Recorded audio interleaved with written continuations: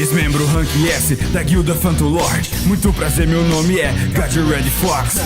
Eu sou o Dragon Slayer de ferro. Eu quebro quem supor, os fracos eu detesto. Fui criado pelo dragão de ferro Metallicana, que me criou, depois abandonou quando criança. O motivo eu não sei, mas cresci, me preparei. Treinei, lutei e me fortifiquei. Imparcial, cruel, assim eu era antigamente. Sem dó nem piedade, espancava quem estava à frente. Delinquente talvez, impaciente eu sei.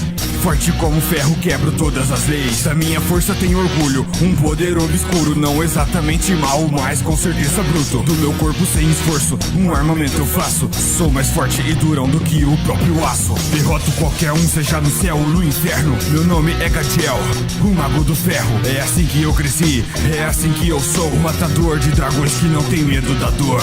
Derroto qualquer um, seja no céu ou no inferno. Meu nome é Gadiel, o mago do ferro. É assim que eu cresci, é assim que eu sou. O matador de dragões que não tem medo da dor. Decidi atacar a guilda Fairy Tail. Fui derrotado, Natsu foi o primeiro a conseguir esse feito. Do meu conceito, por ele agora lá no fundo eu tinha respeito. Makarov me convidou pra entrar na guilda. Receei, mas aceitei, agora tinha uma família. Mantive minha natureza, meu jeito durão. Mas aqui dentro de mim senti uma nova emoção. Emoção de ter alguém a quem eu quero proteger. Cada dia mais eu sinto essa emoção crescer. Conheci o Lily, o enfrentei e derrotei. Agora, o Exceed eu também ganhei. Amo lutar contra inimigos mais fortes. Enfrento qualquer um, pois tenho Dragon Force. Nada pode me mudar, eu nasci assim. Tetsuryu no Hokou, esse é seu fim. Derroto qualquer um, seja no céu ou no inferno. Meu nome é Gadiel, o mago do ferro. É assim que eu cresci, é assim que eu sou. O matador de dragões que não tem medo da dor.